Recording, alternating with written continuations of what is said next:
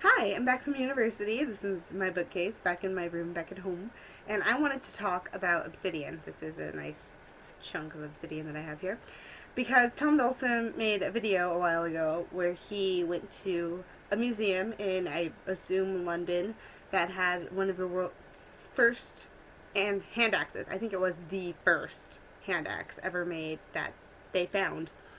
And yeah, I study anthropology at university, and hand axes are one of my favorite things in the world because I just think they're so cool. And we actually had a chance to make hand axes, and I wanted to talk to you a little bit about the process. This piece of obsidian that I have is actually quite small. It's I have tiny hands, but that's how big it is on my hand. And it came from a much larger chunk of obsidian that was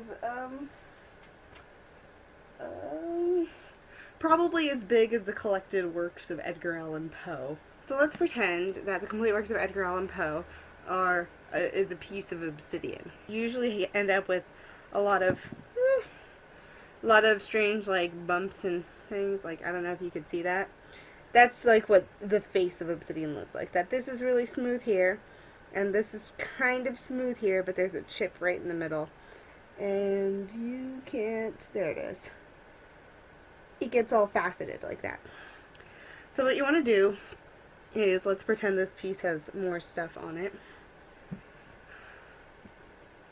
What you want to do is find an area where there's like a flat bit. This is actually how this piece came into being. There was more obsidian over here, and I was holding it with this hand.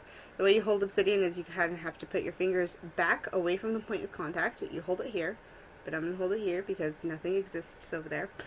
And you use a hammerstone. I don't have a hammerstone, but I do have this rock my sister painted when she was like 7, so yes, she was an excellent artist. What you want to do is use your hammerstone, wherever it is, hold it with your fingers a bit back from where you want to do, and the way you hit is you hit down on a point. You can actually see all of the little bits where I hit it. I don't know which strike made it chip off, but if you hit hard enough, that's what it does. And the way you hit the stone is you hit down at a curve. So you're hitting at a kind of a this angle. And when you do that hard enough on the obsidian, a piece will chunk off, and the impact pressure will cut into the stone, and then you get this nice, very, very smooth. This side that came off of the rock is completely flat. Like, just completely flat. So, if you hit at the rock enough place with enough nice little edges like this, you want to find a nice edge, and you kind of observe the way the rock is shaped to know where your next hit is going to be, because where you hit it decides what you make. Depending on how big your flakes come off, like this flake, kind of useless. Like, the sharpest edge on this is right here, and like, seriously, how are you going to dig that into anything? Useless. But a really nice, like, shallow edge, you could see how the color changed, and it's like not quite as dark on the very edge as it is in the middle.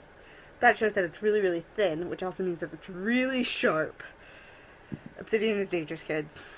Be careful. So, the first thing that I happened to make when I was hitting the obsidian a lot was this. And this is actually a little miniature hand axe. And hand axes are handed. Mine happens to be right-handed. You can, like, put your finger there. There's a nice little divot on this side for your thumb. And then the top end is like rounded. That fits a finger perfectly. And this side out here is really, really, really sharp.